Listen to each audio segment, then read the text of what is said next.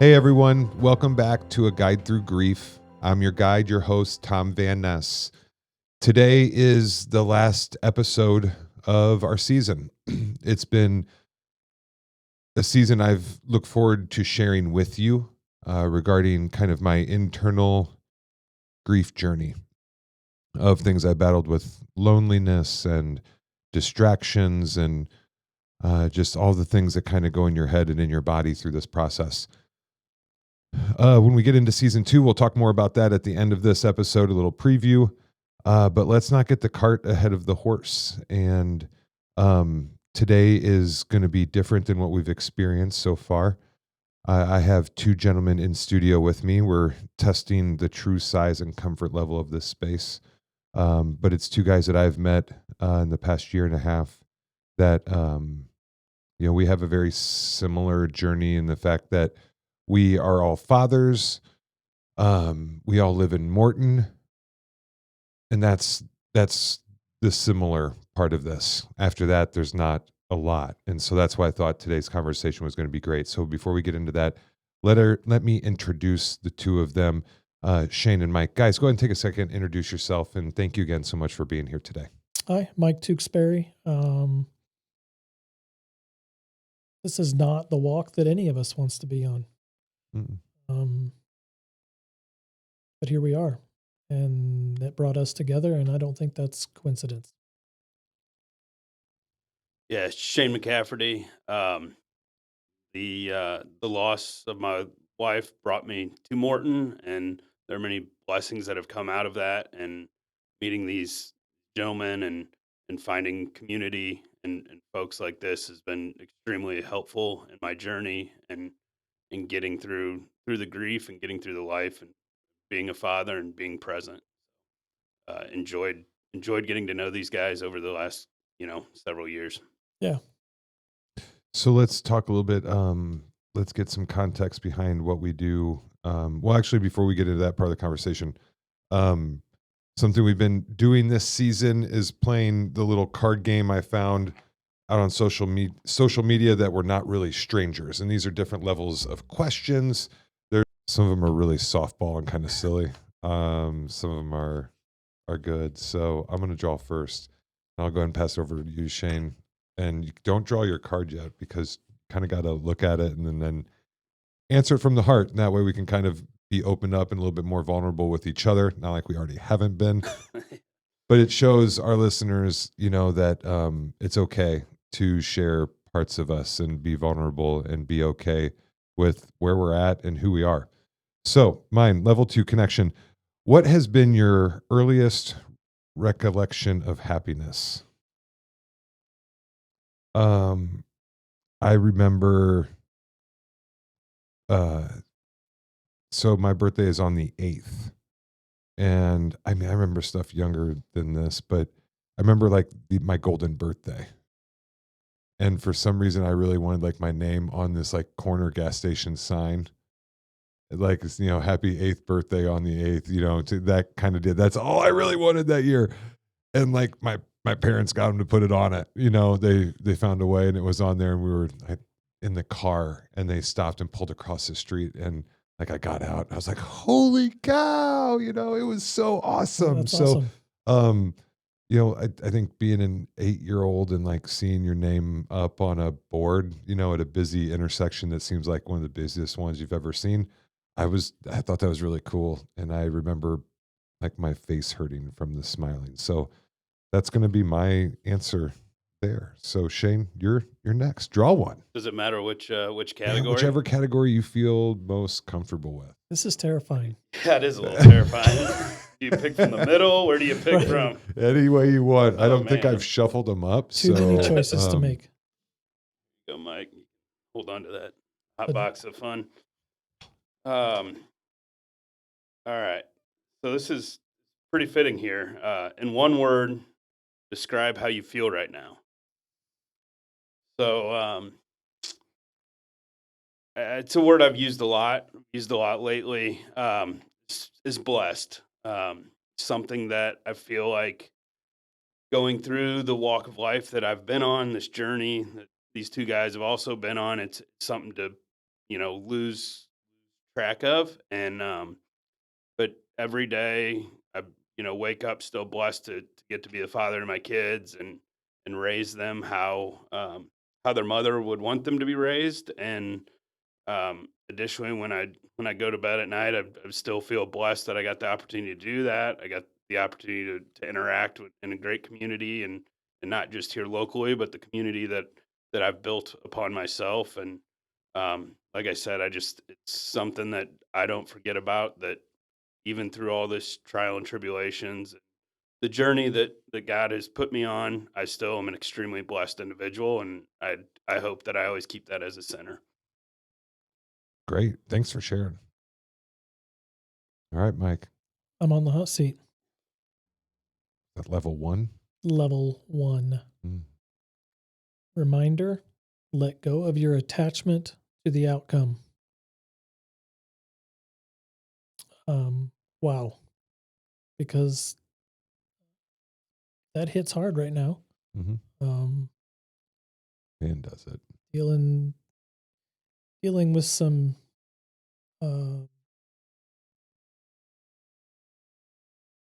family things. I have a senior in high school. I mean, I think it's less about the outcome, though. I mean, for me, right now, the issue is the perception. Oddly enough, level 1 perception is the outcome is good, but getting there may not be what I want it to be. The outcome is okay, but not. I don't like the way that we get there sometimes. Myself, my children, people around me. The outcome matters. How you get there also matters, but less than the outcome. Good answer. These cards do get better. Like there's good questions. I think one we had was like, what was the first movie you went to? Oh, that was easy for I me. know, like we're sitting here like, man, couldn't we get an easier one today? So, well, thank you again for playing. Yeah, you guys can look for that on Amazon and all kinds of social media places and find them. But it's just a fun way to kind of get it going. It's actual game you play. It's faster pace. You answer more cards, but I just like that because it opens up and kind of it's like a little warm up. Before we like played sports, that's just a little warm up to kind of get your heart open and your mind open and see how this goes. So let's get back into who you guys are a little bit and give me some context of what I would like to know is a little bit of how your grief journey started, but also, what do you do as a career wise? Because we're going to talk about what it's like to go through different aspects of grief as a widower and as a parent here today. And there's going to be some other ancillary kind of questions and discussions. So I want our listeners and our viewers to know a little bit more of what you do with your career, and then, how your grief journey started and got you to this point today. Mike, how about we have you start and, take a couple minutes to give us for right now, an elevator kind of length. Talk about that. That should be easy enough. I started this journey very unexpectedly. I think we all did. Very abrupt, very unexpected, and it has been. It's been a journey. I mean, that's the best way to describe it. You go up, you go down. You get tired of the ride, but here we are. I am a project manager for a commercial cabinet shop. Have been. That's all I've ever done. Really, is work in a cabinet shop. That's my daily job. Tell us a little bit more about your wife. My wife and I were high school sweethearts. We started dating when I was a freshman in high school. We got married when I was 19. We have 4 children, aged 14 to 27. I miss her every day. Yeah. Miss having the yin to my yang, missing the balance for my children. Yeah, it's rough. Yeah. Let's thank you for sharing that. Let's come back and talk a little bit more. Let's find a little bit more out about Shane. Shane, tell me a little bit more about you, where you work, a little bit about your family, and about your bride. Yeah, so starting out, I guess the work wise, work for a captive finance arm of a Fortune 500 um, OEM tractor manufacturer. At the time that I guess this whole grief journey started, I was based in Texas, not away from any, or not near any family, away from all close family, and um, it actually, I guess tie that back in. It all started with her mother passing away about 100 days prior to. I don't think I really understood the grief until I lost Tay um, in March of 22. That's when I think I I guess the grief wasn't about helping my wife through her grief, but now how do I get through my grief and help my kids through the grief? So about at that time, we needed, or I knew that the kids and I needed to get back to Central Illinois, where we were born and raised, and had our family in this area around Morton. So that was something that I knew was going to be paramount to me being successful and maintaining that, being that father that Tace so much wanted to have kids with, and share that. We have two amazing children, a 7.5-year-old daughter and a 5-year-old son. So as of now, they've lived most of their life without their mother, which is a very interesting and uh, you know, or I guess role to play, and how do we keep those memories alive, but um, how do we get through and persevere and continue to move forward and continue to live? 'Cause that, at the end of the day, that was Tay's biggest thing, was live, focus on experiences, and enjoy the day as most you can, and then hope we get to do it again tomorrow. So Yeah. Mike, remind us, I don't think I caught it, and just so people watching us and listening to us know, you guys grew up around here as high school sweethearts, or where were you guys from originally? No, we grew up in Southwest Ohio, about 45 minutes from Cincinnati. So I think that's an interesting dynamic to put into context here, because I think that frames up a, some framework of some of our discussions. As a lot of our listeners know, I'm not from Morton. I had lived in Morton a very short amount of time prior to Leslie's passing. So, Shane not having resources here other than Tay's family, correct? Because Tay's family is from the Morton area. Is that, remember that right, Shane? yeah, Tay's family's from the Morton area. I grew up about 15 minutes away too, so Okay. my family is in the area. It, there's not as many on my side of the family as her side, but yeah, this was getting back to our, where where are the people at when I need someone, you know, 1-800 call a friend, right, or call a Yeah. family right away, because things aren't going well. And this is the area in the community, and you know, f- uh, it's been even more than just the family, right? It's the community Oh my gosh. that Yes. has really Absolutely. jumped in and helped, lift us up, and I just, having lived in a big city in Texas, I'm not sure where I'd be in the same place, just because I didn't have the connection and the connectivity to the folks, and there's something about Midwest nice, right? And, Hmm. and I feel like I live that almost every day. Yeah. And I think, as we get into these discussions, I think the important thing that I learned in my grief, especially like going to meetings like Grief Share, as we start to lay out our stories and our answers, please, for our listeners and our watchers, and even for the three of us in this room, the three of us know this, comparison is really dangerous.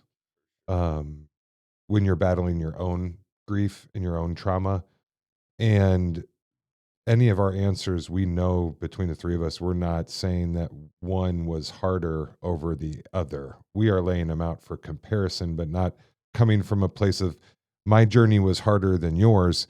It's to understand, we're laying out these pieces of our details to understand our context and our answers, because I think, Mike, what I was going to ask you was, even though you didn't really have family around here because you weren't from here, you also had an opportunity, and I don't know what family maybe have moved here from any point of view, how long you were in Morton.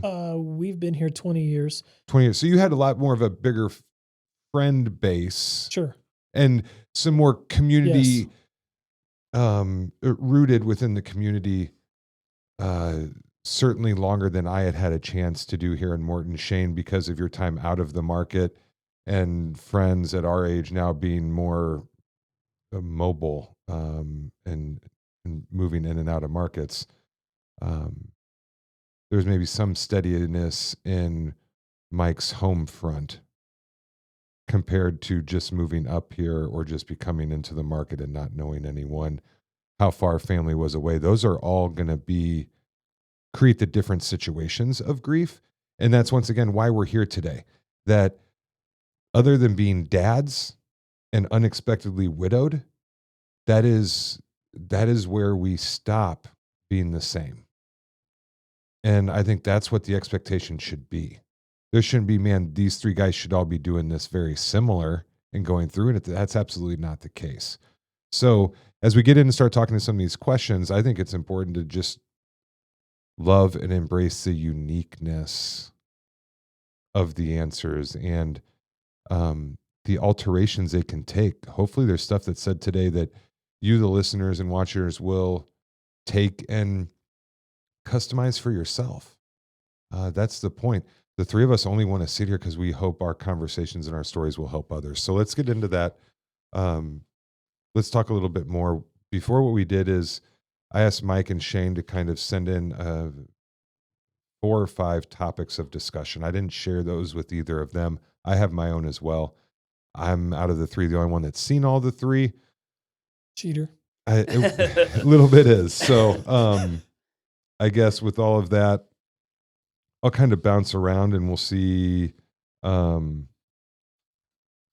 Mike, I found one that you shared was pretty interesting, and that kind of springboards from what we were just talking about, the different resources and aspects of communities that we used in our grief. And for example, like you and I met in Grief Share. Right. Shane, you and I met almost 2 years after Leslie passed away, which was almost, I remember, about 3 years after Tay passed away. Right. Our hometown's not a big hometown. Like, it's not big at all. It's a fourth of, I mean, it's tiny compared to my hometown, and I feel like I knew everyone there. We're not far off in age. We live on the other ends of town, I think, but that's like not a huge town. Once again, I've ran that length of town now. Yeah. So that's just kind of, that surprised me, Mike, when you put that. Where I went is, I've met some widows and had conversations with widows, and there's a lot of communities and groups out there supportive of widows, coffee groups. And I feel like women instinctually help each other and gather around each other and assist each other. So it makes sense that you kind of hear of these widow groups that are in every market and help connect and get the newly widowed support as they go. I don't feel like that was ever the case for widowers. And that's more or less probably because the widower, whether through it be gender identity traits or just the sake of being busy or the job or whatever, don't feel like they have time to set up that support group, or it's something they just can't take on at the time, whatever it may be. But for me, it was Grief Share. Like that was the number one like resource and community group that I jumped into right away. Mike, I don't know. Um, Talk about your Grief Share group, and then talk about like another community or group that you found a lot of comfort in your journey.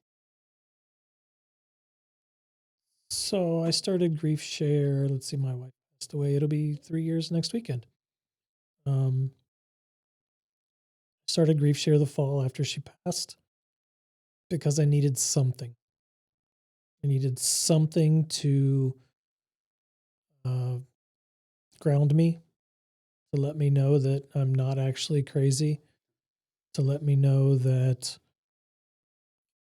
there are other people out there just like me who have been thrust into the life that we have and is not where we want to be. The biggest thing I took from that right away was, like you said earlier, they're all different. We're all different. We all have different experiences. One is not better or worse, one is not more or less. They just are. They are what they are, and we're all doing our best. And some days it doesn't feel like it's good enough, but that's what we all have. So, um, I know you are, or at least I believe through some of our conversations, I feel like you are engaged in your church. Um, Grief Share was a program at another church. Correct.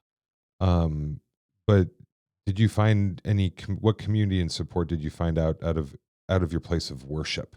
Is that a resource that people, other than after the funeral is over, kind of when your spouse or loved one passes away, and then through the funeral, that's when you kind of think of your priest in your church being really involved.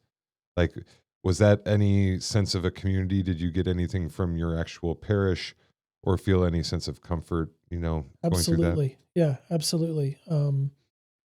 As you pointed out earlier, I didn't grow up around here. My parents were in the area for the first 3-ish years that we were in the area, and then they moved not back home, but they're back home now. Um, so very quickly, my church community became my church family because I didn't have family close by to call on.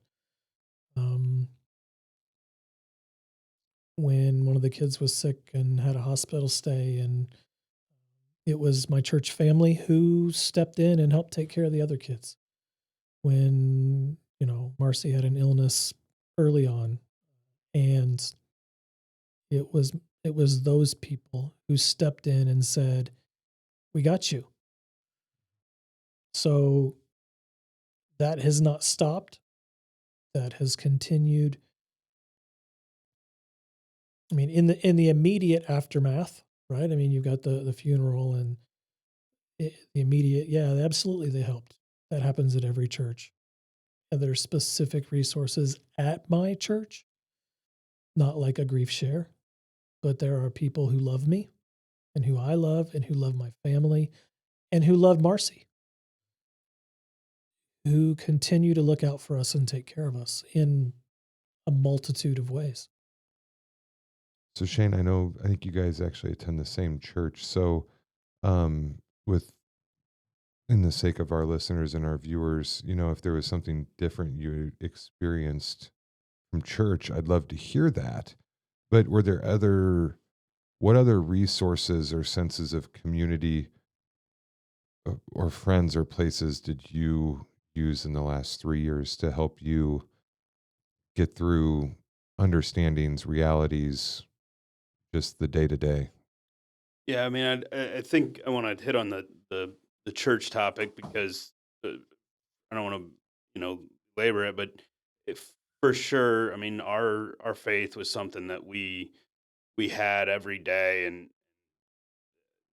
you know, there's a long walk of our we grew up in the church and all that, and as young, dating slash married couple, we probably grew away a little bit just because other things in life, take up your time and stuff like that. But, I can pinpoint back to when we really, we're serious about getting, starting a family and stuff. That's when we decided we need to do a better job of being in the church or in a church. Um, so that foundation gave me, you know, the guidance, and I'd remember the night, in Texas that she passed away, and asking our pastor that showed up at the hospital. I said, I hope I never forget these words I said, because I said to him, I said, "What do people do that don't have faith?"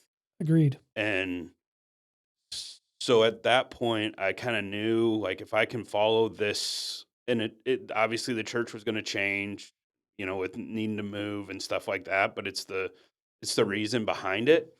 So that's just been something it's part of, the kids and I routine, get up Sunday morning, go to Mhm. church, and Yeah, great point. Because um, you moved back here, so you weren't necessarily as familiar or comfortable with the parishioners, right. the people that were around, but you knew that was a safe place to explore and be for you and the kids. Yeah, for sure. I mean, it's not a, you know, churches can be intimidating to walk into, right? I mean, Right. especially if you're not from here or whatever. Having the ties to the family, and the number of family members that have had big events at the church, whether it's through communion or marriage, and Mhm. stuff like that. Those events, it makes it home. I have, tested the waters with different churches just to get back to something that's was more like Tay and I experienced in Texas and what we really liked.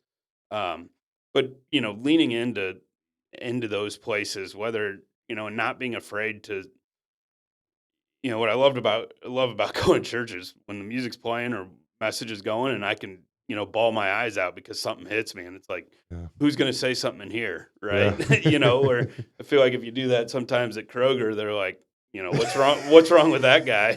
Someone help him. Why, So Raise, why is raise your that hand guy if you've just cried at the crying? yeah. Raise Exa- your hand if you've cried at the grocery store in the last 3 years. Yeah. yeah. Uh-huh. So it's those, it's the foundation, the Hmm. the reason behind why, I don't go to church to say I go to church. I mean, yeah, I'd rather sleep in Sunday mornings, but Yeah. I know it really sets our week off, and it gives me that kind of back to the basics of, okay, what are you why are you here? And if I can carry on through my week, then I feel like I'm doing the right things for my kids and for the people around me. And then to dig into some of the other resources, in that kind of flux, right, of leaving Texas, coming here, I was fortunate enough to be able to stay with a family member. Pretty much had their whole basement myself with the kids. Had a ton of help. He was on it was my father-in-law's same grief journey, right? And so we would confide in each other, after the kids went down, or Hmm. even, the kids.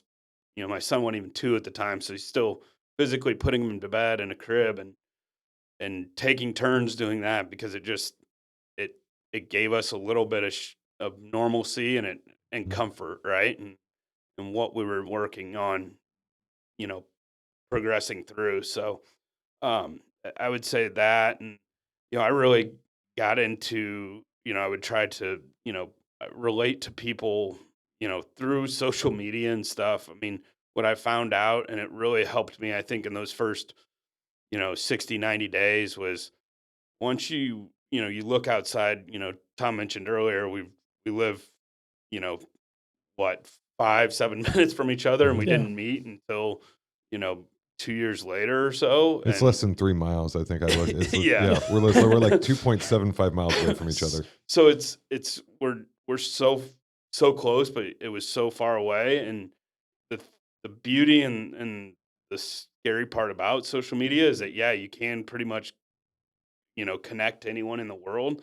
But I guess why I felt that as such a benefit is it showed me that, yeah, at the time there might not have been anyone else that I knew necessarily going through it at 31 years old and two young kids and all that, but um, there were other people out there doing it. Yeah. And there were other people out there surviving and thriving and going through new chapters of their life. And that was just something that I think if I look back, like really kind of gave me, okay, like if they can do it, I can definitely do it. And so honing in on that and, building connections, and then obviously going back to my friend group. I mean, they had a lot of my friends are family and stuff like that.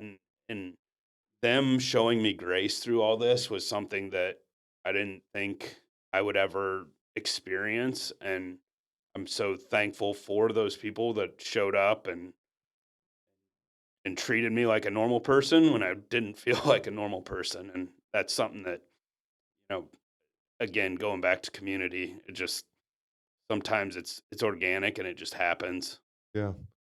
Well, I would, a couple I've talked about in prior episodes or will in season 2, and just having the chance to talk about them now. Mike, I know you might be similar into thinking about this one because your kids are involved in some extracurricular activities in school growing up. Like my boys, soccer, baseball, football teams, like those parents, probably the soccer club. They're part of a traveling soccer team here in Morton. And it was a member of the soccer club that put together a meal train, for us that went what seemed to be forever, where we didn't have to worry about meals 3 or 4 days a week. And the actual families of the 2 teams the boys were on were constantly coming over and stopping by the house and checking on us. We were in the process of checking out churches when Leslie passed away because we were just a very more internal.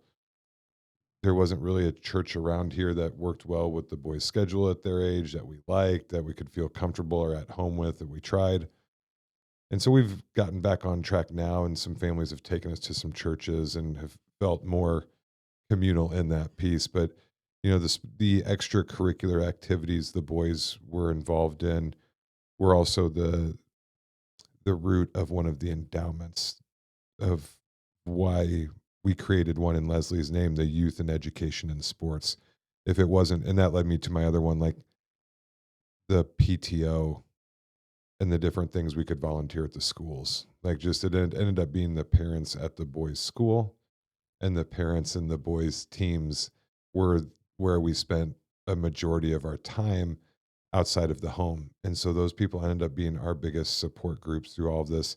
And there were so many families, like our neighborhood's so full of kids the same age. And there's 4 families that have kids the same age. And um, the times they would take the boys, for 30 minutes so I could get home a little bit late, or let them come down on the occasional Sunday so I could maybe go to the grocery store, by myself. I didn't, not having family, any closer than 2.5 hours away.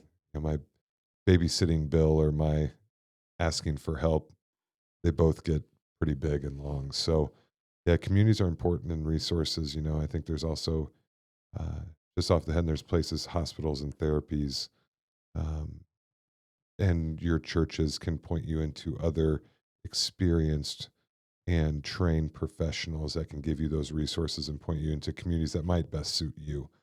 Um, but we talked a little bit about it earlier. We are all 3 in different parenthood stages. So let's go kind of go around in order and try to figure out chronologically the age. Shane, I think you got the 2 youngest. Yeah. How old are they right now? So 5 and about 7.5. 5, 7.5. I got 9, just turned 11 yesterday. And then Mike, you got the next 4. I do have the next 4. I have 14, 18, just turned 8. We're in the middle of birthday season. Mm-hmm. Same. Between the end of March and the middle of Conversation on May, its own, yeah. all 6 of us, including my wife's birthdays happen. So I have one more birthday. So I'm going to give you his age next Thursday. Mm-hmm. 14, 18, 20, and 27. So toddlers when they lost their mom, Yeah. teenagers, Mhm. Mike, when they lost their mom, elementary, whatever, Yeah. Yeah. whatever era, you call that, for kids. Chaos. Chaos. That's all of They're the all of ages. them. Yeah, right. Yeah. So there's a lot we can talk about with parenthood stages, but um, there's a lot the three of us, knowing that we now have our community, the three of us, this is a topic that we can continue for the rest of our life to, if Certainly. anything, have a text group that's going to benefit each other. Unfortunately, Mike, we're going to lean on you the heaviest. Yeah, Oh, for sure. man. Shane's going to lean on the two of us the next heaviest.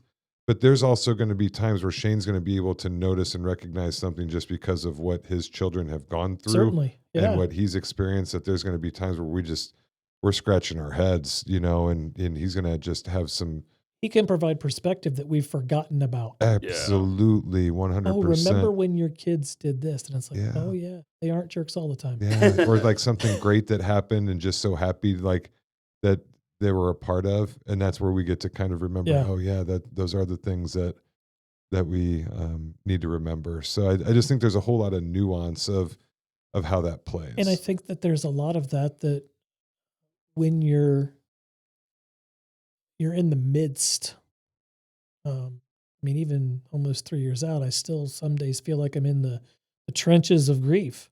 Mhm. Yeah. It's easy to lose sight of those things, the perspective, when you're stuck down in the bottom of a trough, it's hard to remember that there's a peak too. Yeah. There's a peak to that wave. Well, let's talk about that, because we kind of had 1 or 2 points where we tried to keep it narrowed so the conversation can move and keep moving along. What was one of those peaks, or maybe like the surprising, I hate to say easier, but that's just kind of the word that's popping into my mind. What is one of the more surprising or easier parts of the parenting stage you have experienced in grief?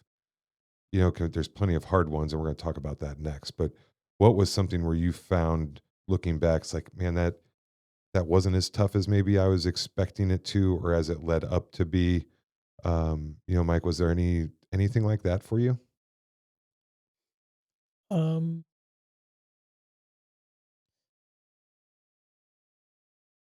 Maybe not initially, but as time has gone on, things like the anniversaries, our anniversary, the anniversary of her death, birthdays, Christmases, holidays, family time. Initially, even initially, some of those things I'm expecting it to be heart wrenching. And while they maybe weren't as heart wrenching as I expected. The first anniversary of her death, I didn't expect it to be a fun day. Didn't expect it to be a nice time. I expected it to be miserable. It was less miserable than I had anticipated. And there's lots of little bits, especially as those things come around. It's the things you're not expecting that really kick you right in the gut.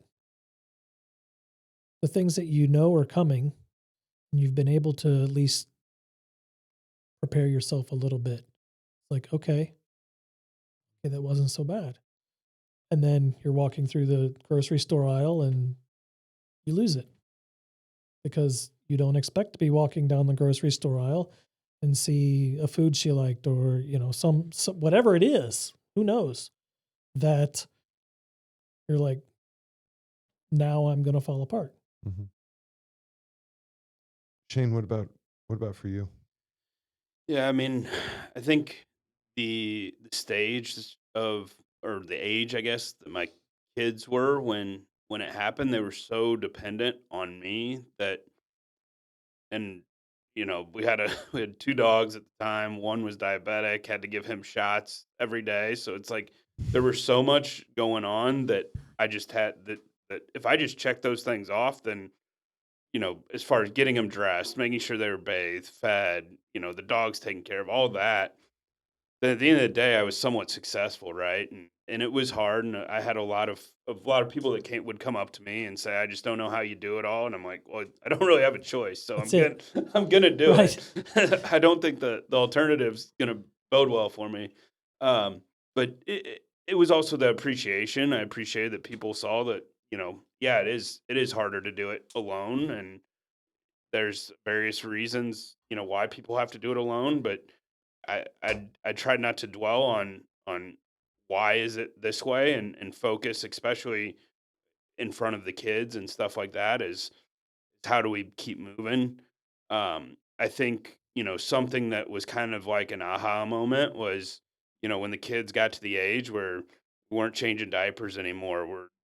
They're getting dressed on their own, and they're able to climb into the pantry and get something out of the pantry in the morning. I mean, that was some of the stuff that was just like, oh my gosh, it was like you didn't have to always have your eyes on them. And I mean, that's the reality is like, yeah, before all this happened, it was, who made dinner, whoever made dinner then got to hang with the kids, and then the other person would clean up the kitchen. Well, I was the only one for both roles, right? And so getting to the point where it wasn't, I could get the kitchen cleaned right after dinner and then be able to still spend time with them.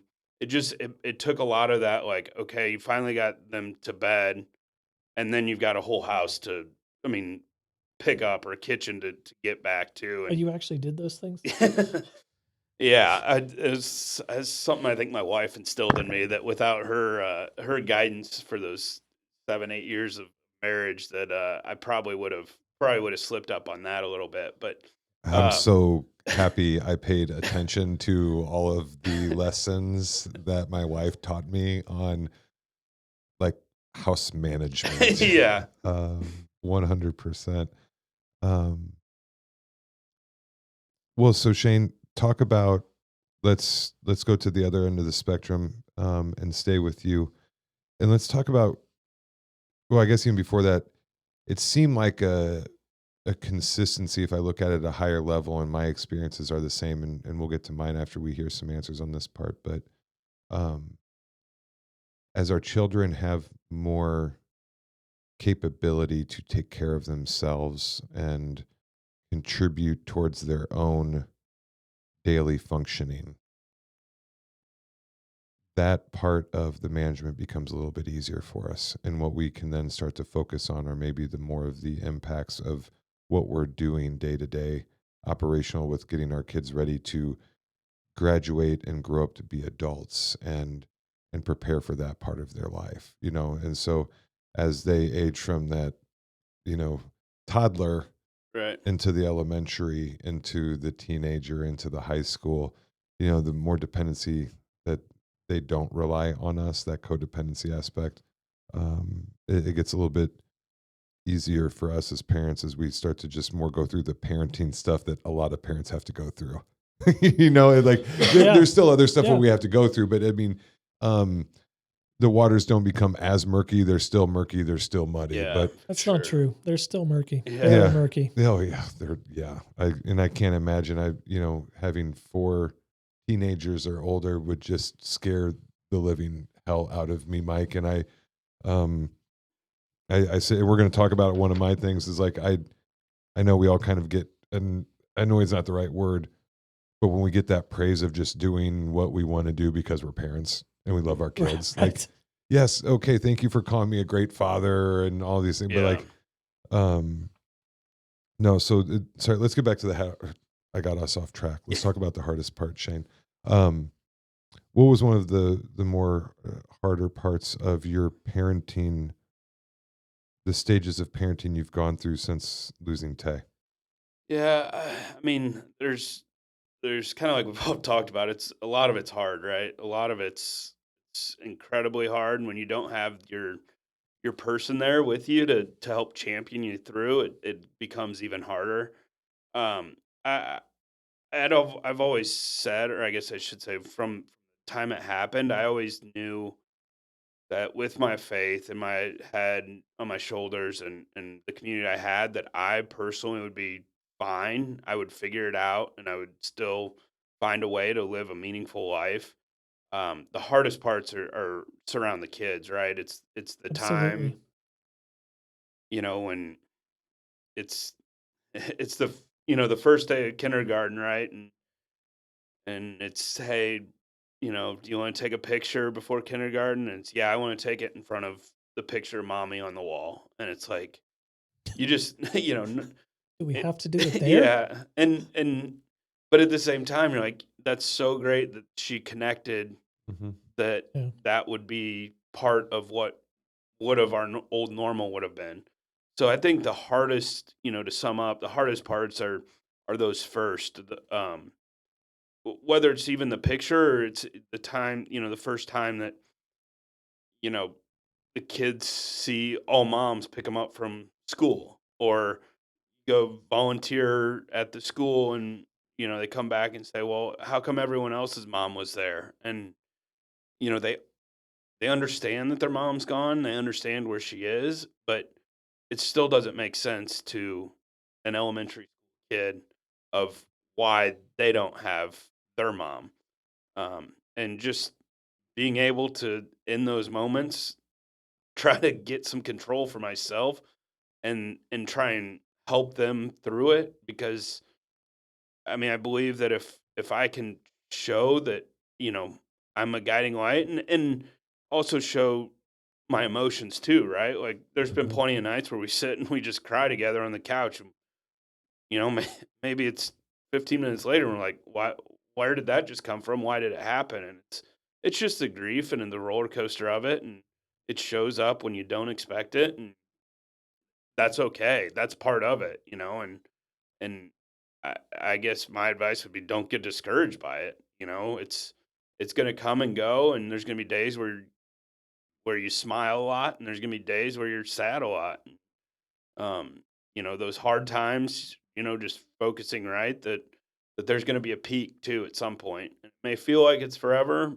And I would think we all could probably agree that we feel overall like we've been, in the valley for a long time, probably Sure. dating Yeah. back to the date that, is marked in all of our heads. But at the same time, I've always tried to have a positive outlook on life. And so, you know, knowing that their sadness is temporary. I mean, it's long term, but there's things in their life that keep that becomes temporary, and capturing and enjoying being present for those moments when they are just smiling and gives you that little bit of thought in your head, like, man, maybe they didn't think about how bad they missed their mom today, um, and whatever they're doing, and they are living a normal life. So so follow up the hard with the positive. Mike, what about you? What has been some of the harder parts of parenting through grief? I think for me, some of it is, or a big part of it, and some of it is because of where I'm at right now with a graduating senior. With all of my kids older, you look back and I think, where were all of the things that would have been differently when Marcy were here? Where are those things that formational moments, right? The perspective for them of there's two sides to this story. Did I hit all of the marks so that as they become adults, young adults, older teenagers, they know the lessons, they know the things, they know that dad still loves them and that it's okay to fail. It's okay to not feel okay some days, and we still have to keep going. And there's a lot of days that I look back and I'm like, man, I really could have done this or that way better than I handled it. How could the outcome today be different if Marcy were here? Yeah. A lot of what ifs, right? Yeah. Whole lot of what ifs. Yeah. I feel like half my life is is thought through a what if. What if, what if she was only here? What if she had only seen that? What if she, could have been there for that? So Yeah. that's so on point. I think for me, I know I mentioned, I think the aspect of Leslie traveled a lot in her job. So maybe a little bit more than 4 months out of the year, Leslie was traveling. And it was intermittently. She had busy parts of the season where she was gone for 3 or 4 days out of the week. She was normally always home by the weekend. Um, I grew up having a summer job in college in a kitchen, loved cooking, loved putting the menu together, and that just so that was one reason why we enjoyed each other so much when we started dating. I loved cooking. She loved eating what I cooked. And she also hated going to the grocery store because she was on TV. She was a news anchor. And so if she went to the grocery store, it was it was laughable. There's so many good stories there, but the fact that I loved going to the grocery store and on Sunday that was my escapes, like when she was gone for 3 or 4 days, I could use like Sunday, like after church or that afternoon, like I go do the grocery store run and go do the things that the house needed. And she'd use that time to reconnect with the boys before she maybe had to hit the road again. Um, so cooking, doing the dishes, the laundry, getting the boys off to school, those types of things weren't as difficult to adjust to when she passed because I'd already been doing them. And I think for some parents, male or female, there's some of those house responsibilities that can really feel burdensome and overwhelming to take on and try to balance on top of the job and children, if there's children, or maybe it's the size of the house or the cleaning. Where um, I end up hiring a lady and her friend that come in twice a month, and they kind of do the deep clean of like the boys' bedroom because I want that room to be spotless and clean, and it needs all the help it can get. They're two growing boys. Right. Um, they also like help out with the bathrooms. Like Leslie didn't trust me to clean the bathrooms, so she liked to really clean the bathrooms. So some of those jobs that take more time or that are harder. So like they come in, do the bathrooms, dust, clean the boys' room, and that's about it. I'm used to being in the kitchen. I'm used to cleaning a kitchen. I can take care of that. I don't mind doing the floors. I clean the floors a couple times a month after the boys go down at night, put in a podcast or some music, and it's therapeutic. Um, so those weren't the things that were as hard for me. Um, what was really hard for me, I think, was battling the expectations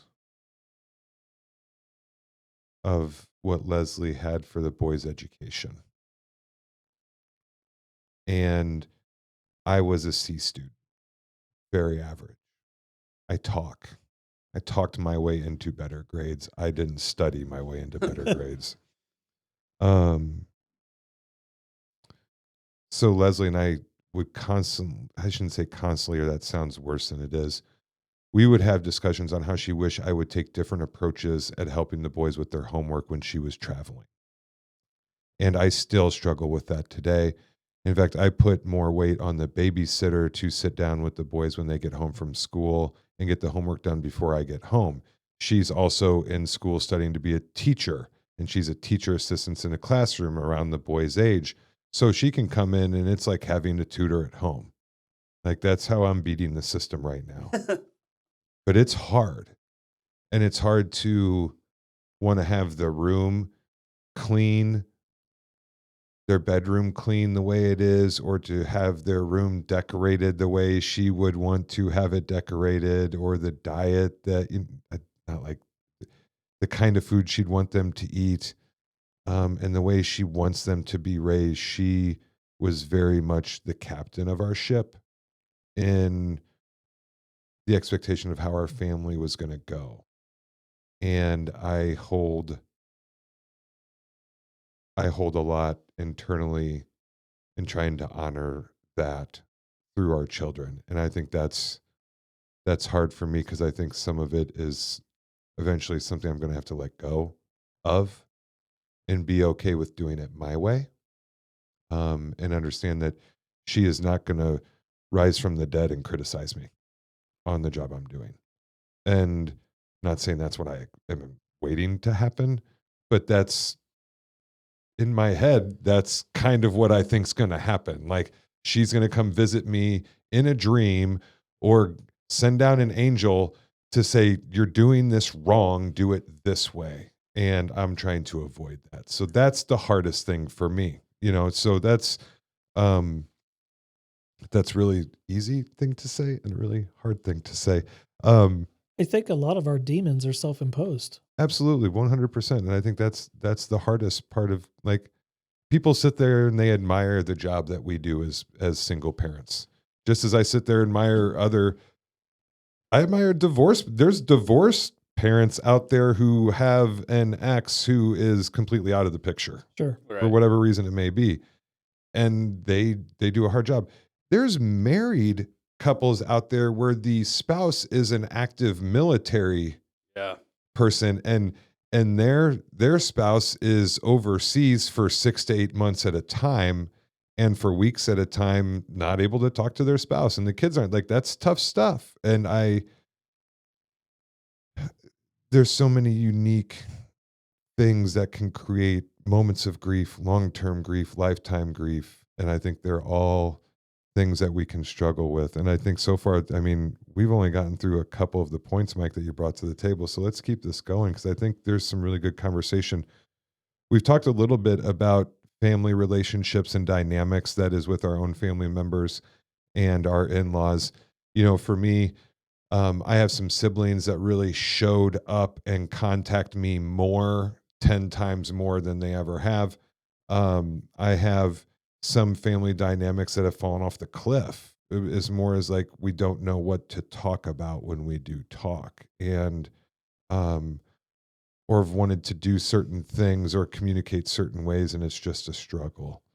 Um, the relationship with my in-laws. Um, Leslie had a very good friend who lost her husband unexpectedly years before, and I've talked about this very openly. Um, it allowed Leslie and I to have a lot of hard conversations about how our expectations are, or what we hope to see happen after one of us may pass away. Nowhere realizing it would happen like this, but um, we always wanted to make sure that our parents were going to stay involved and active with the raising of our children and being involved in our life. And no matter what, that's what we were always going to do. And I love my in-laws so much. They are great people. I hit the in-law lottery, No, you didn't, because I did. Yeah. See, I mean, so I think that's just, those are good situations. I want to involve them. So, a lot of her family still checks in. They mail the kids cards. They come up for soccer tournaments. They, all the good things. So, if it's changed for me, it's strengthened for the most part. Like nothing's gotten to the point where it's crumbled apart and a relationship's disintegrated and been destroyed. As far as like in the family world, Mike, I know you brought that. So before we kind of hear your story, Shane, what about for you? What in the family dynamic? You mentioned really your father-in-law is 100 days more into the journey than you are, and Yeah. that's a sense of community. That's an interesting aspect of family dynamic. I'm talking about mine in another episode. My mom is a widow, and has been for 13 years now. So there's been a whole lot of dynamic shift in that, all for the healthy.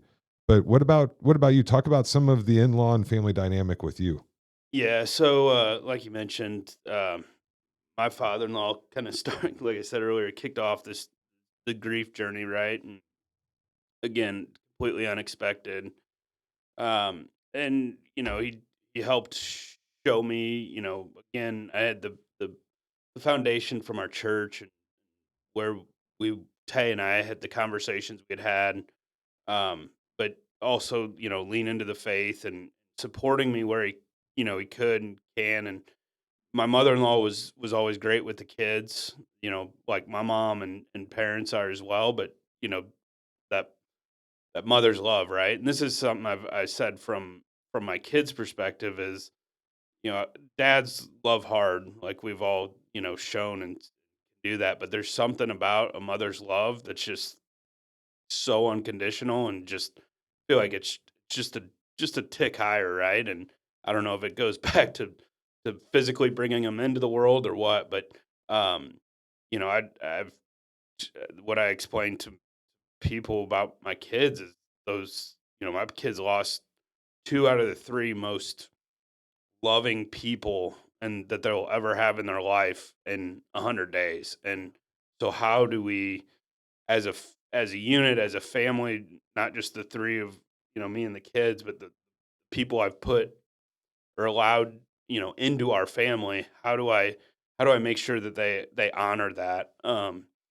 But yeah, I mean, moving back to Central Illinois, I mean, we'd been gone for 10-ish years.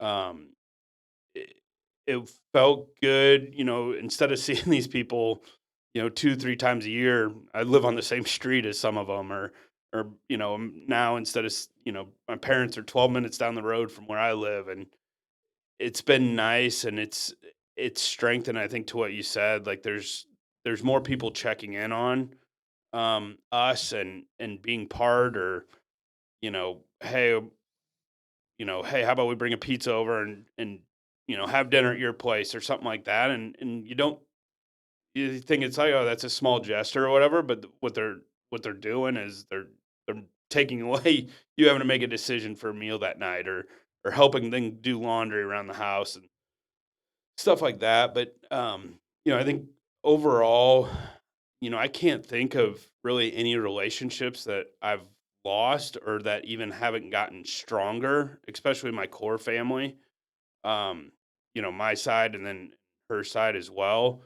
Her side has gone through a loss once a year ever since 2021. So there's just been a lot of grief in that side of the family, but also a lot of faith sharing and a lot of hope for the eternal life. So that's something we can all kind of cling to, and when we do get together for Christmas or what have you, that we're all kind of missing something or someone. And then on my side of the family, my father doesn't, most of his family, or his brother and his parents have passed, and my mom lost her dad at a young age, so something that I've really connected with my mom over the loss, and a little bit more of a connection with my grandmother. But then my mom has been able to really connect with the kids and understand. Can better understand the journey they're on because she went through it. Um, and so I've just been fortunate. I think there's some days I thought, man, was it the right move to move back to small town USA? I kind of said I'd never live back here again.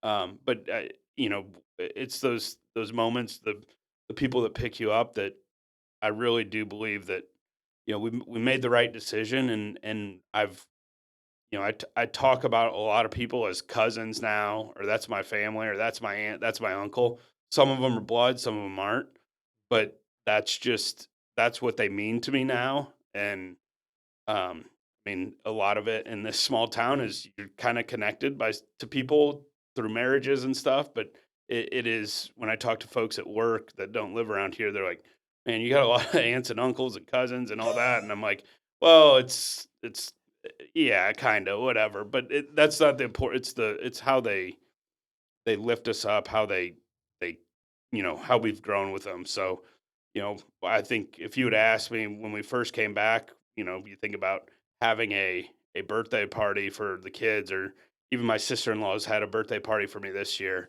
and there was like 40 people that showed up.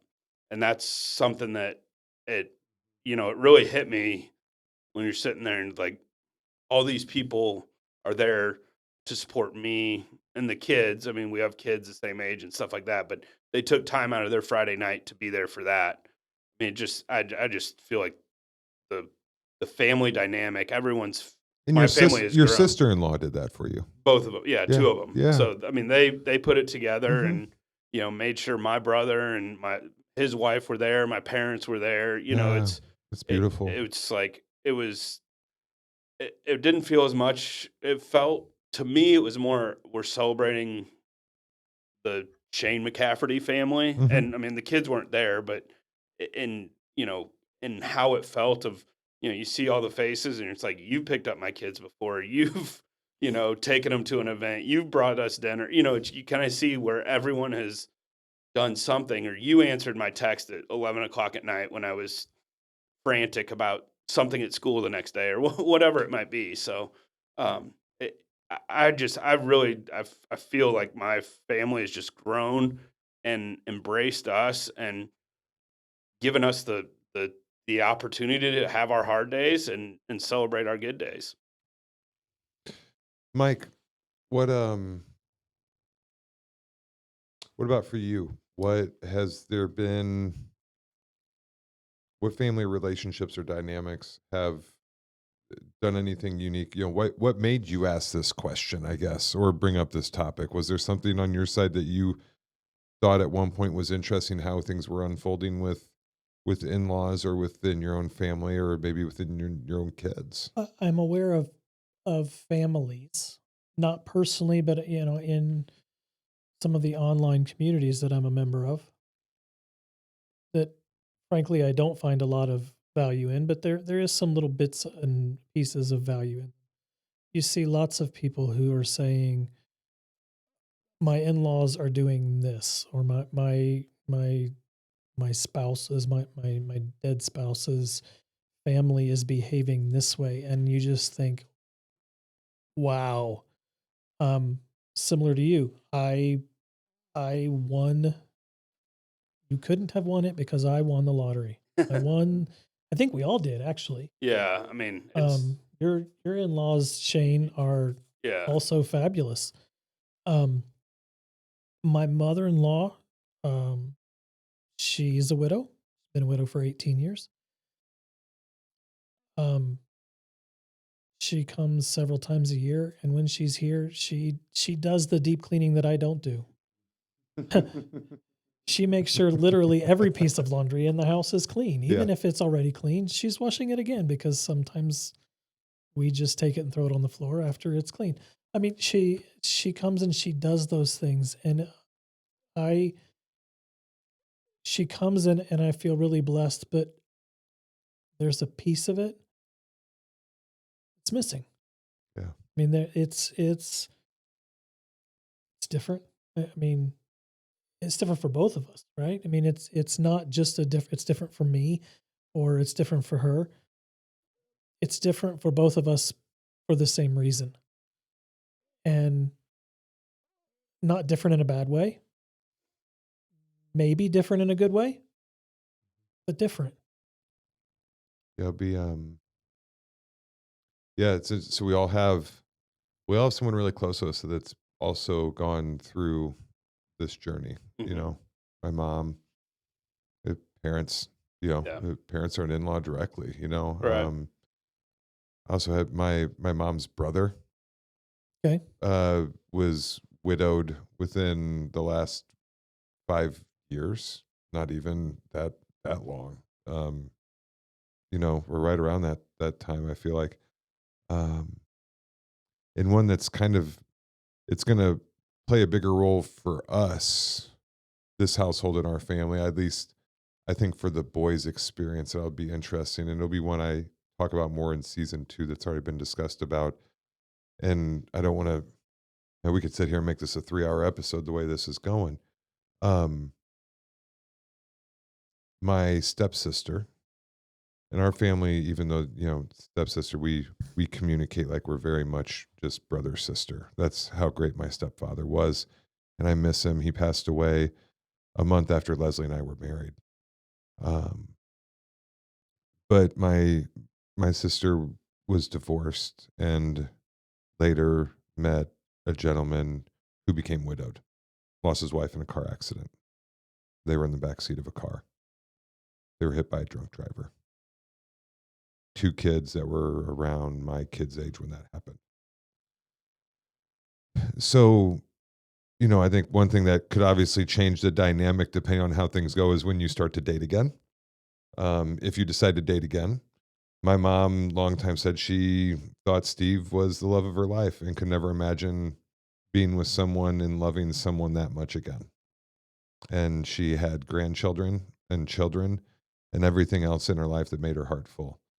Um, I think the age of when you become widowed, can leave that door more open than others.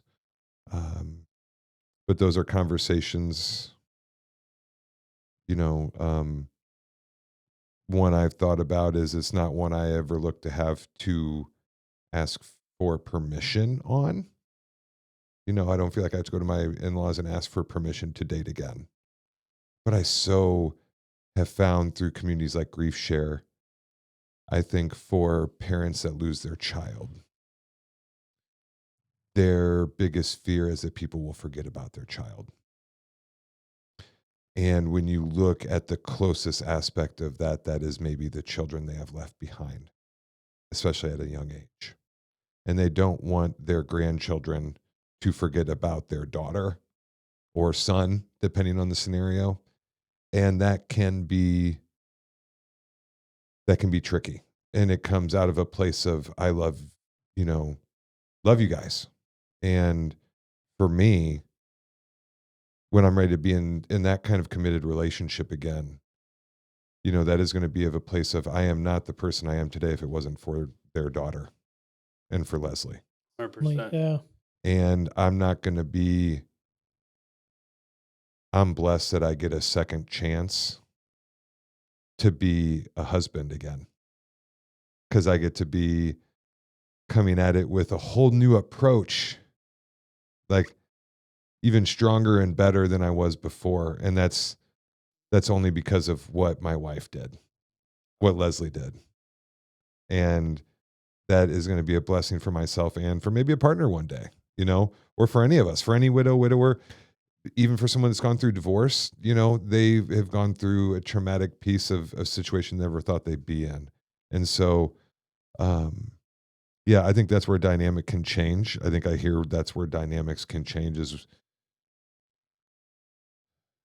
too soon, scenario, children, all of those things play into that line. But I think that's for me was the other part where I think I see dynamic having ability to change. Mike, one of the last things you brought up, and I think it was just more of a, how long did you do it? What have you done with them? And it was wedding rings. I couldn't wear mine very long. I think it was about 6 to 8 months I was wearing it. And then it moved to a necklace. One thing I got when my friend who's a funeral director, for those that are on camera, it's this little medallion thing. It's called a thumbsy. I got Leslie's ring finger done. So this is her fingerprint of her ring finger. And I don't have it on just because when I'm running, it starts to hit and kind of be an annoying spot. And so now I don't even kind of keep it by my bedside. But it took about 8 months. It went off my hand. And then for about 1.5 years, it sat on this necklace. And I did a half marathon a couple weeks ago. Leading up to that training, it just would start getting caught up in the shirts I would wear, the tank tops. And I ran with the ring. There was a little zip pocket on my running tights. Yeah. And I wrote her initials on my arm. And it's the closest I'll ever get to a tattoo. And did that. So that was that. Leslie and I got 10-year wedding rings. So I actually have like 2 wedding bands.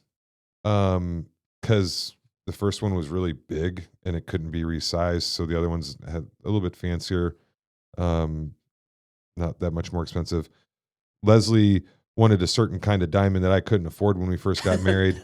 And I could afford when we were getting to our 10-year wedding anniversary. And so she got that. And so we kind of have 2 sets of rings. My goal is, since I have 2 boys, is each boy is going to get a wedding band. And then I have 2 wedding rings. The original one Leslie had and the one she got at 10 years. So if the boys would like to use those, that's going to be a part of their mom that they can carry on into the next generation and to with their wife. So that's kind of what I did with my rings and my plans with them. I do have them insured. I think that's good to note for people. They may not think about Sure. insuring Yeah. those things. You should keep them locked up, do all those things, but you don't want to keep something like that. I know insurance money won't bring back that actual ring if something would happen, but what makes it sting that much more is that you then are out the ring and out money of being able to replace or maybe do something with that money to help also honor their forward. So just as a side moment, but Shane, what did you do with your wedding rings, with Tay's rings? Yeah, so having a daughter, I still have Tays, and she's 7.5, so it's something down the road, and I hope it's not long term, but that she's at the right place in her life that we have that discussion. But I would think that I would be I don't know if honored's the right way. I think her mom would be tickled, if that was the same look and feel Mhm. that she wanted. We had actually gotten it custom made for her, so it was something that was 100% what Tay wanted her engagement and wedding rings to look like. So, um, talking about not forgetting about her and stuff down the road, that's something that's kind of where I have that earmarked right now. As for mine, I also went through two. One, the first one I got, it was fine, but after I think 5 years, it was really hard to play golf in. It chewed up my finger. If I'm being honest, The important I things. had this nasty blood blister, and I was like, and I've never been like a big. I mean, I wear a watch, and I have, what would Jesus do bracelet and stuff like that. I wear a cross, but as far as wearing rings and stuff, I don't know. I've never been a fan of it. So it was a commitment that I made to Tay, right? Not just that I would have it for the wedding, but that I would actually wear it every Mhm. day. And so I told her, I was like, you don't get, or if we don't get a different wedding ring, I'm going to take it off, play golf. I'm going to leave it in my golf bag. It's going to get lost somewhere. I'm going to come home. I'm going to be in trouble. Let's prevent this from happening. Mhm. So we ended up, I think, at 5 years, got a new wedding band. I wore that pretty much, I don't know, first 2, 3 months afterwards. And I think when I finally moved into my house one night, I think it was just honestly a grief thing. And I'd had some conversations with a pastor about what the covenants Yeah. of the wedding vows, and am I still married? Am I not? Is it bad if I Yeah. don't hold on to if I don't wear the ring? What's that look like? And you know they assured me through the conversation around faith and the covenant that we did honor that. It's till death do us part, Right. and Yeah. you are technically you're no longer married, and Yeah. all the forms that we get to fill out are so good at reminding us that you're single and widowed. Um, Gosh. All of them. um, but so that was something that and again, it went back more to didn't like wearing wedding, or I didn't like wearing rings and stuff. I know you said you would never get a tattoo. I actually got a tattoo on the inside of my wrist underneath my watch of a heart and a T from one of Tay's notes, and that's kind of, to me, my wedding ring, my forever. Mhm. Not that I would ever forget her, but Yeah. there's been plenty of times where I've just been, having a bad day, or whatever it is, and I can look at it, and it gives me a ton of memories, and Yeah. um, so that's where my I guess wedding ring journey took us. Yeah. No, thanks. Thank you for sharing that. Mike, what about you? I think part of the reason I brought it up was because in the last 3 months, I've been thinking about it a lot. Still wore it. Last time you and I had lunch, Mhm. I had it on. I think that's how it kind of That is, I the mean, that conversations is, kind of came up at it at that lunch. Yeah. is, and actually, about 2 weeks before you and I had lunch, my counselor and I talked about it. Um, it is not on me. It's been about a week or two that I've not had it on. The biggest reason I'm not wearing it anymore is I've lost a reasonable amount of weight, and I was afraid it was going to fall off. Yeah. I didn't want to lose it, so it is sitting in the nightstand. Similar to Shane, I had the same conversations with my pastor, and I understood the same thing Shane understands, but I didn't like it, Yeah. and I didn't sit well. I was 18 when I proposed to her. I was You still a had that on senior for a in high long school. time. Yeah. It took me a long time to be like, oh, this is part of me. Yeah. Yeah. And it was a part of me, right? I mean, I wore it all the time. I didn't take it off. Felt weird to take it off. Still feels weird to take it off. Yeah. Her wedding band, I actually do not know where her wedding band is. No, I know where her wedding band is. That's not true. I know where her engagement ring is because the diamond fell out a few years ago and she wasn't wearing it. Her wedding band, I haven't even actually looked in the places that I think it might be because I don't want to. Yeah. It's just the avoidance of it. Yeah, I don't want to. I don't need it right now. Mhm.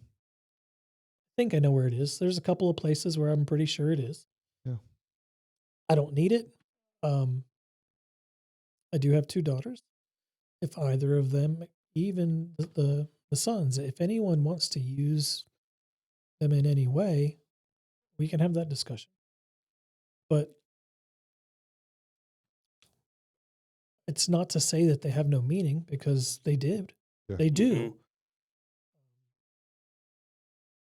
It was, to Shane's point, it still death to you part. And maybe part of it for me is just in the last several months, it's been like, I mean, okay, it's real now. I mean, Yeah. not that it never wasn't real, but it felt okay finally. Yeah. I think this is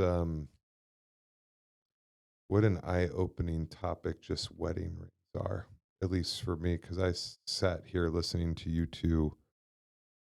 I never thought once about talking to my priest about what I was doing with my wedding rings.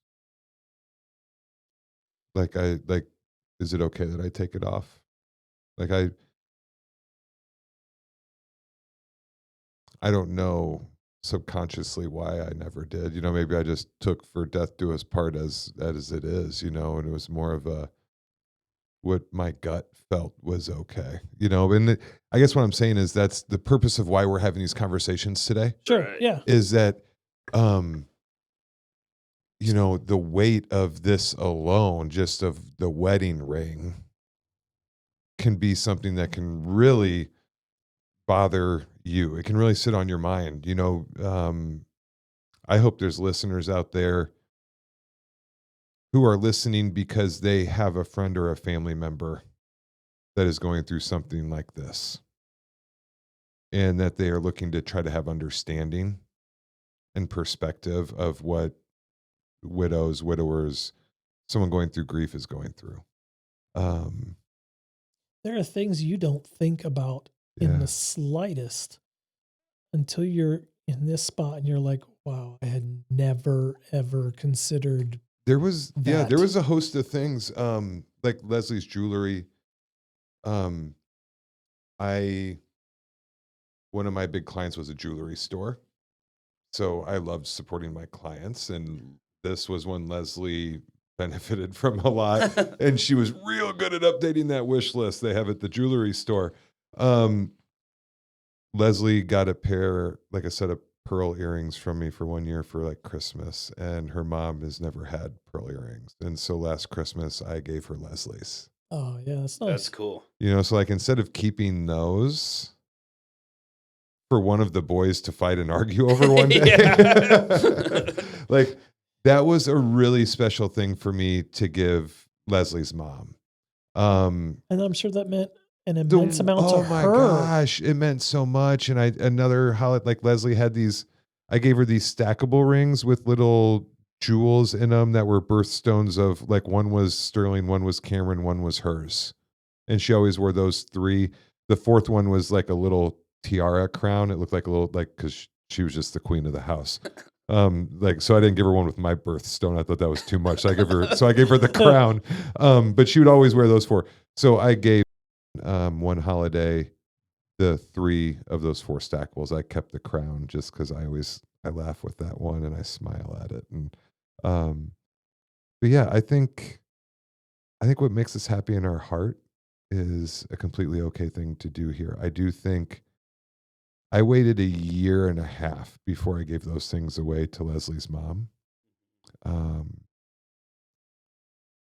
I think there's other things, clothes. That's probably another discussion. I got rid of most of Leslie's clothes by now. I kept about 12 dresses that are really special to me that I love. It can be anything from rings to cell phones. One thing I actually remember is Leslie's mom really wanted to like get her cell phone and use her cell phone. And I started using it as a camera angle and for other purposes. And it kind of fell off the cliff of me forgetting to get it. Like I didn't have any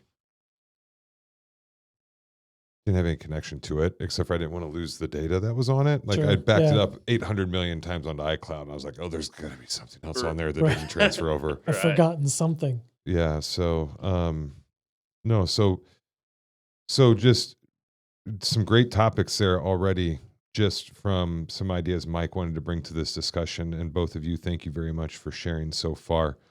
Let's keep this going because I know we're on a little bit of a time clock. We're going to finish this conversation. You guys will know the difference. But Shane, you brought a couple great discussion points to the table. I want to first, before we get into them, when we started talking about getting together, you were just on a field trip recently with your daughter. And I think this is perspective on life. And I think this is just a brilliant thing to share because I went through something similar last year where I got to go on a field trip with Sterling. And we put ourselves through the daily grind so much as single parents that we sometimes don't take the opportunity to sit back and enjoy the opportunity other parents get to have with their children in a similar normal circumstance. Yeah. If that's a fair way to put it, Shane, from the experience. So talk a little bit about the field trip you took, what you took away from it, how you experienced that as in your parenting experience right now. Yeah, I think I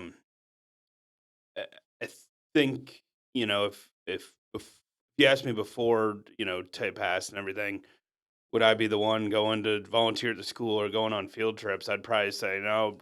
Tay would have handled that. Mom will be part of that. And there were other dads there and other you know I guess male figures in kids' lives at the particular field trip I went to. But eh, when the option came or she told me about it, and my daughter was very quick to ask me, "Oh, are you going to come with, or can you join?" And so worked my schedule out and made it so that I could go there. And of course, driving up, and I'm like, there's there's better ways to spend Monday, and I've got all this stuff I need to do at work, and all this, and um, but at the end of the day, I mean, it was just watching her go through the park or facility that we were at, and watching her interact with her friends, you know, holding hands with her friends, and watching her go through, look at the animals, and just be happy, be a normal kid, and me being able to see it and not live through it through the pictures that her teachers took. Um, just something that was, really special to me. And I think, it goes back to what Tay would tell us about live the experience, or, take, take time to do that. And I mean, it's so easy to get caught up in, making sure she had the right t-shirt on or whatever that the school wanted her to wear for the field trip, and then putting her, dropping her off at school, and then asking her at the end of the day, how was your field trip? But actually getting to be there and see her happiness, and get to take some of those pictures with her and of her, it just really, when I sat back, and I think Tom and I talked that night a little bit after, and I was like, I just really heart fulfilling experience of, and a great use of a day for me to be able to watch her just be a normal kid. Yeah. I think so many times we think, oh my gosh, how are they going to get through this, or how is what they've been through impacted? And it was almost like didn't even know, and Yeah. she wouldn't have even known. I mean, Those trips chaperoned us just as much as we Oh, yeah, yeah, chaperoned the trip. absolutely. yes, that's a Mhm. great way to put it. And you know the excitement over the oxalotl, whatever amphibious creature that was there. It was like it really takes you back to the simple thing, Yeah. especially in I mean, in life in general, we get too caught up in non-important things that take up too much of our time, and it just really, like, watching kids. And I think that's probably a benefit that I've had, versus, talking about our experience, Yeah. the three of us, is my kids are at an age where they haven't been, they're not ingrained in technology and stuff like that as much, but that they're just live, watch my kids go look at ants on the sidewalk in front of our house, and they're ecstatic about putting Yeah. them in a ant, jar or whatever. And I'm like, why don't I ever think about life that easily, and take, you know, take appreciation for those moments. So yeah, back to the field trip, just really, it was one of those things that just really filled my heart. And the day before was Colt's birthday, so we had a big celebration for him, and um, uh, uh, allowed him, celebrated him for turning 5, and then to be able to celebrate my daughter's year of in school with her was just something that Well, and you know those are the ones we kind of get around to and where our conversation went, Shane, because whether it's watching the anthill on on the field trip or whatever it may be, for me, I think I was describing to you watching the boys get off the school bus because yeah, my office is right upstairs, looks out, the bus drops them and like 8, 9 other kids off. And they're always running off the bus laughing and joking and waving at their friends. Like they look like they're kids. yeah, Yeah. Like they're not look like they don't look like they're kids who lost their mom. Right. correct, And I Like think I that's know great that's perspective. them, Yeah. but yeah, that's not defiant of who they are. Yes. right, And as parents, those are the moments where I really try to remember to pat myself on the back and say you're doing it. yeah, Like it may not be pretty, it may not be perfect, but what is pretty and perfect? Like I actually tell myself that's pretty perfect right right, there. Yeah.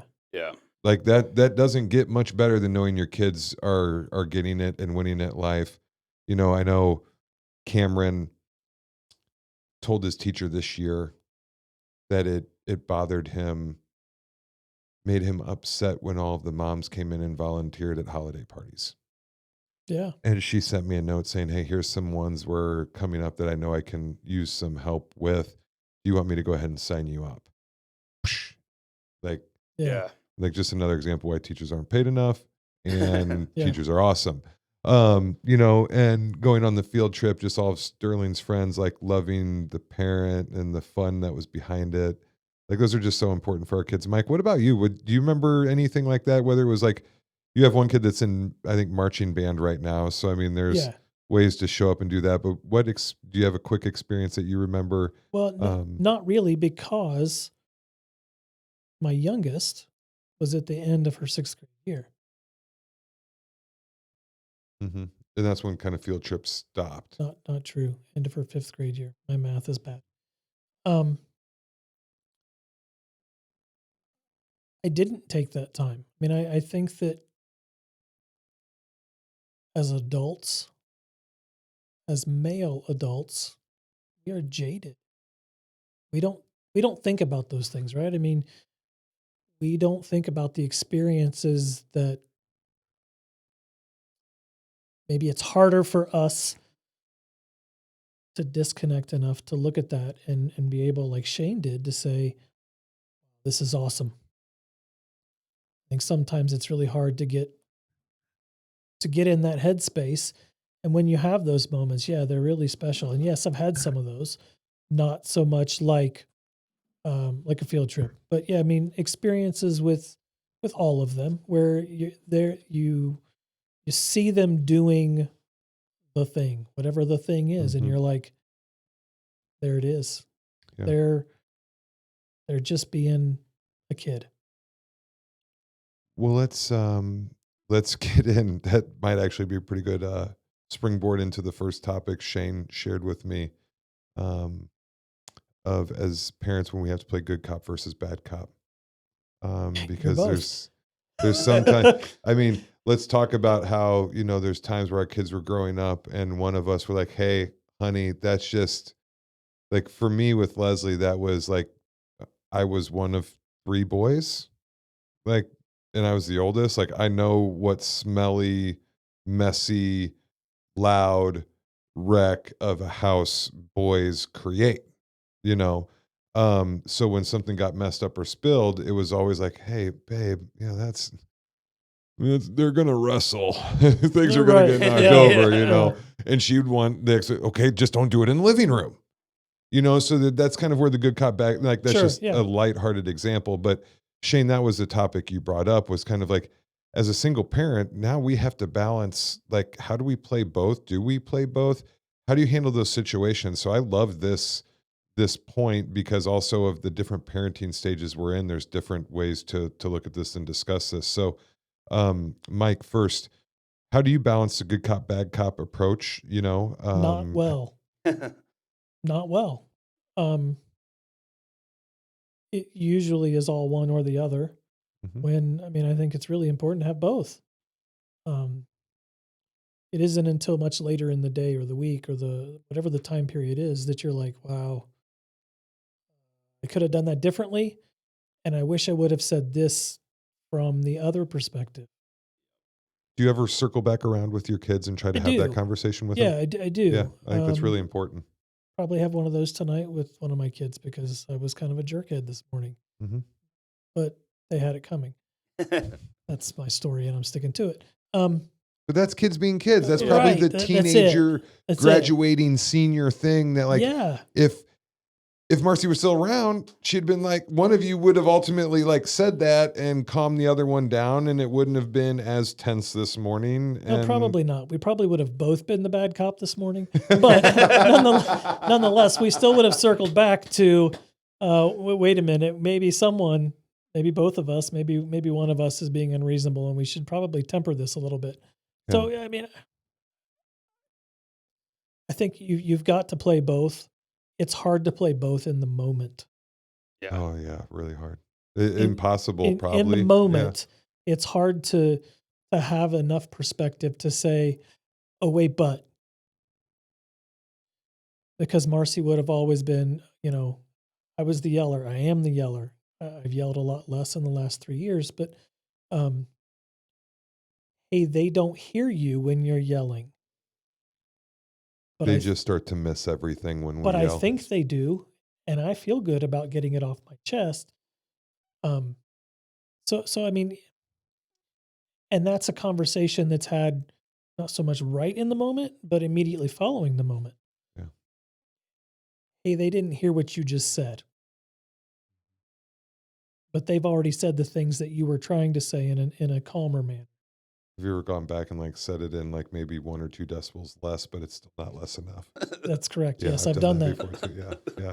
Did that today. I like going, like, I'll talk to him about something before bed that's frustrated me, and then we'll go and do bedtime. We'll close the door in like 20 seconds. I walk back into the bedroom. I'm like, Yeah. guys, now, do you understand what I meant there? I was like, listen to me here. What is your understanding of what I just said? Mike, thanks for sharing that struggle because it's so true.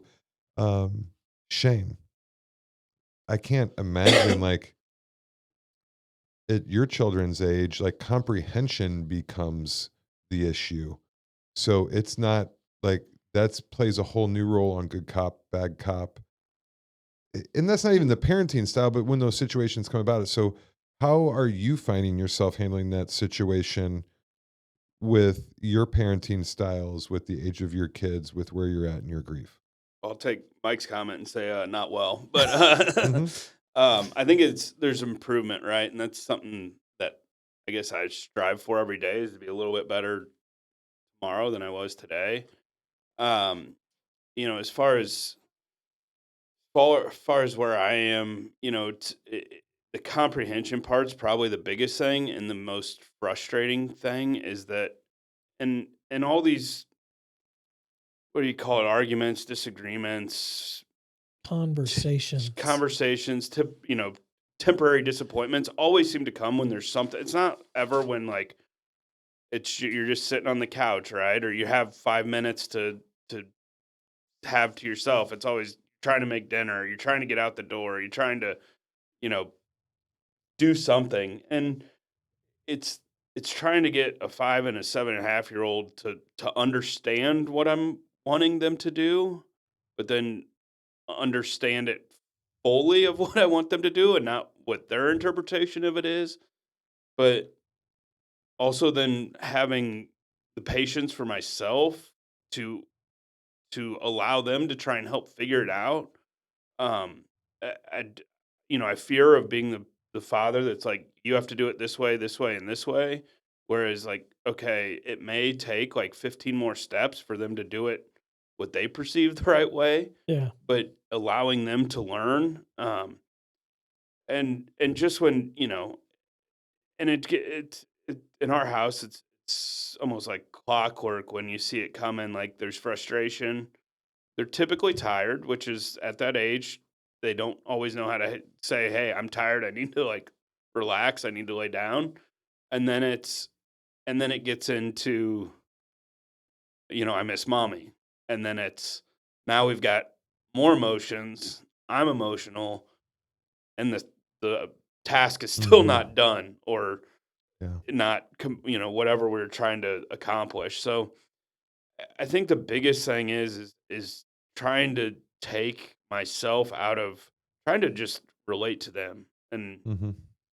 get on their level, so to speak. I mean, even to that same point of like trying to sit next to them on the couch and talk about it, not be standing over them, or sit next to them at the table, or sit on the floor with them, wherever they are. Get on Level. their level, figuratively and literally, and then just give us both grace, like, or all three of us. I mean, they're not, the thing I've learned is that they want to make me happy more than I want them to make me happy.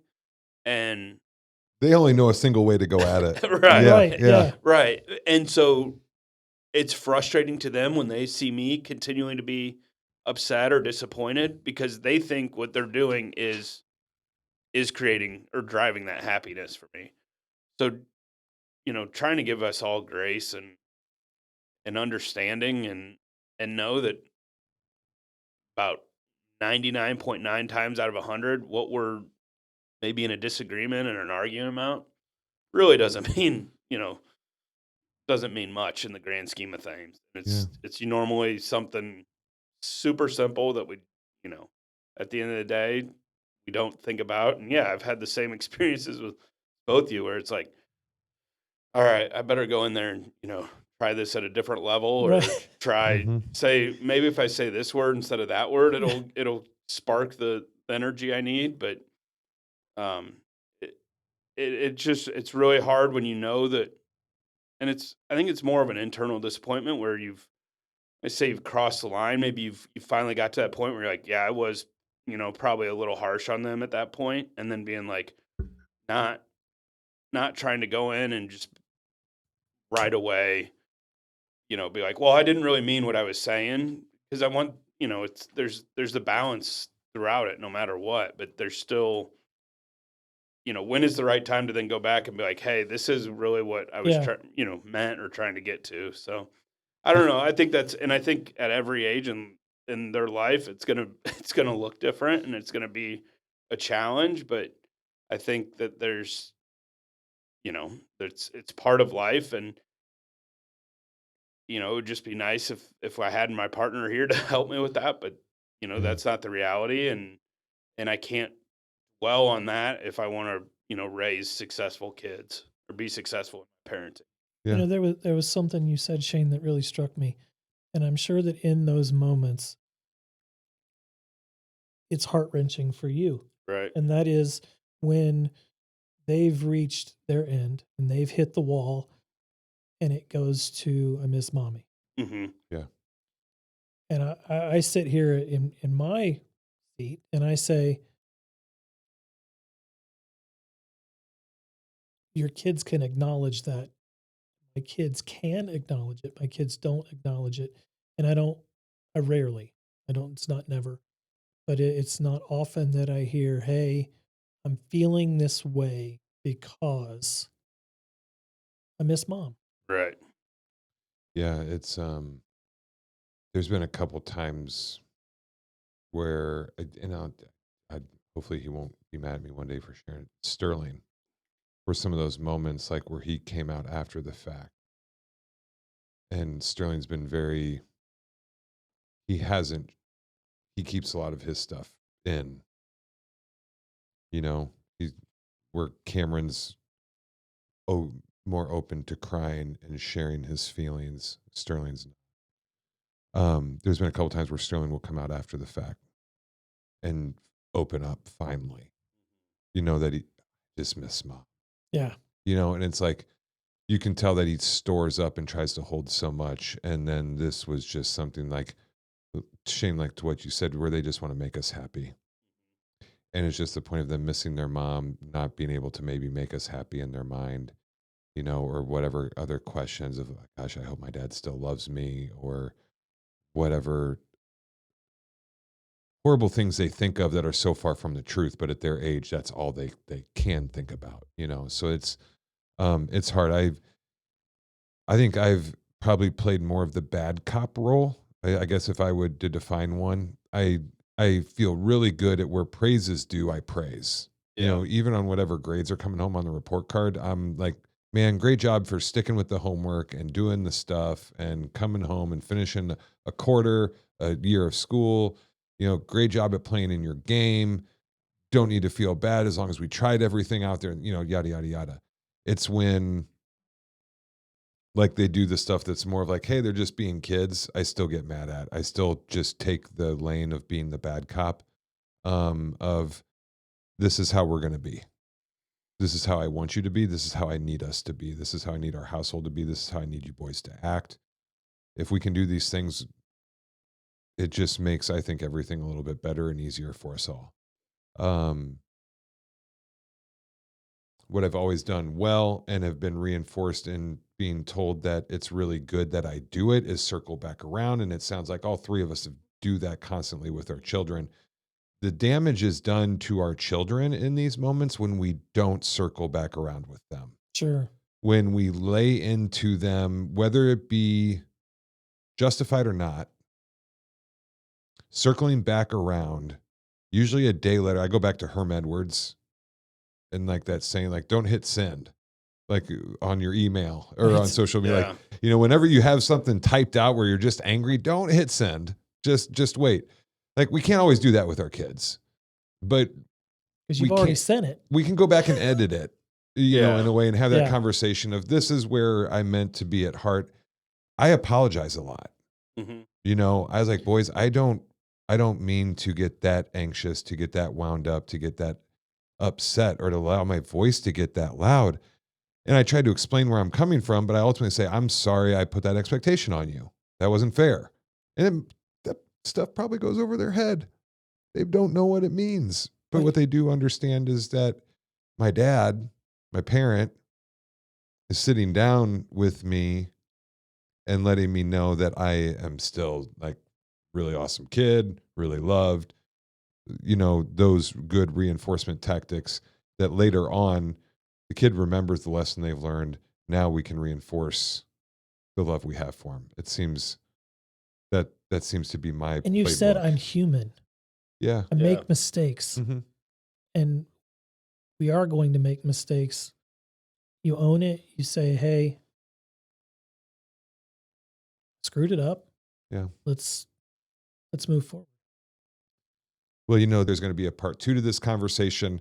But I knew there was going to be great conversation today, but we just have to get back to dad duties. So for now, we're going to have to pause. But man, thank you so much again, Shane and Mike. Without Thank you. Yeah, thanks, Tom. without you guys being there for me and, reassuring me that this idea is valid and needed, but then also just our developing friendships and support that we have from it. I'm really blessed and happy that out of the worst, we're really getting some of the best. And Yeah. I'm excited to see that continue. I got to stop talking. This is Guide Through Grief. I'm your host, Tom Van Ness. Thank you for letting me help show you some ways of just how it can be done, how you can do it, and how others have done it. We'll be back here for part 2 of this conversation, this roundtable with Mike, Shane, and myself for Guide Through Grief. Till then, thank you very much. Love you guys. We'll see you next time. Thank you for joining us today. I hope today's episode will help guide you forward. My goal for this podcast has always been to create a safe place for people who are navigating their grief journey to lean on one another and share their own experiences. I ask that you share, subscribe, like, and comment so we know how to best support you. Finally, we rely on listeners like you to help keep this journey going. Guide Through Grief is dependent on the support and contributions from you. Please consider supporting the show and our cause. Visit our social media pages or click the link in our description for more information. Thank you.